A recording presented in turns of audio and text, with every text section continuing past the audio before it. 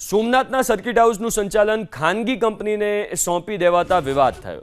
ખાનગી કંપનીને સર્કિટ હાઉસનું સંચાલન સોંપાતા જ રૂમના ભાડામાં તોતિંગ વધારો પણ ઝીંકી દેવાયો છે। એટલું જ નહીં, સરકારે સોમનાથ, આબુ અંબાજી અને દ્વારકાના નવા સર્કિટ હાઉસનું સંચાલન ખાનગી કંપનીને સોંપવા ટેન્ડર પ્રક્રિયા હાથ ધરી।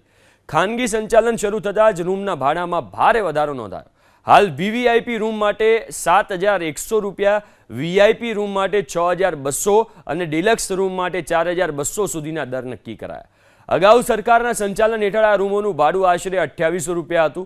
तहेवारो अने प्रवासी सीजनमां आ दरोमां वधारो थवानी संभावना छे, जेना कारणे सामान्य यात्रिकोमां संतोष जोवा मळी रह्यो छे।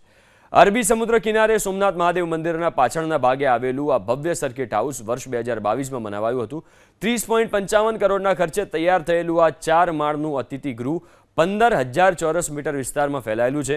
तेमां 2 VVIP suit, 7 VVIP room, 8 VIP room और 24 डिलक्स रूम उपरांत kitchen, dining hall, conference room और 200 लोकोनी क्षमता धरावतुं ऑडिटोरियम जेवी आधुनिक सुविधाओं उपलब्ध है।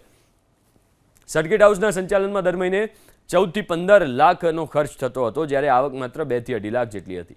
નાણાકીય ખાધને પહોંચી વળવા સરકારે લીઝ મોડલ અપનાવ્યું। અમદાવાદની મેકવે કંપનીએ આ સર્કિટ હાઉસને અંદાજે 80 લાખ રૂપિયા વાર્ષિક ભાડે સંભાળ્યું હોવાનું જાણવા મળી રહ્યું છે।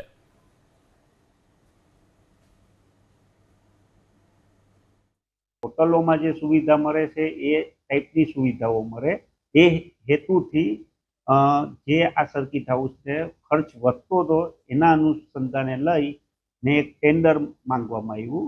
એ એજન્સી દ્વારા સરકારમાંથી ટેન્ડર અહીંયા ખોલવામાં આવ્યું, ત્યારે જે 81 લાખ રૂપિયા સરકારમાં વાર્ષિક જમા કરાવે એ પ્રમાણે મેકવે મેનેજમેન્ટ લિમિટેડ ગાંધીનગર કંપનીને ટેન્ડર મંજૂર થયું।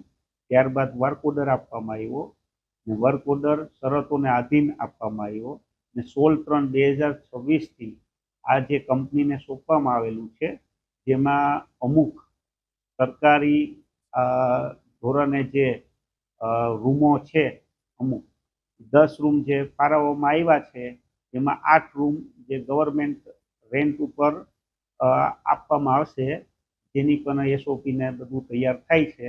એટલા માટે સરકારશ્રીનો સારો હેતુ છે કે ભાઈ આ જે અતિથિ ગૃહ સારું એવા યાત્રાઓ સોમનાથ દર્શને આવતા હોય એમને સારી સુવિધાઓ મળે,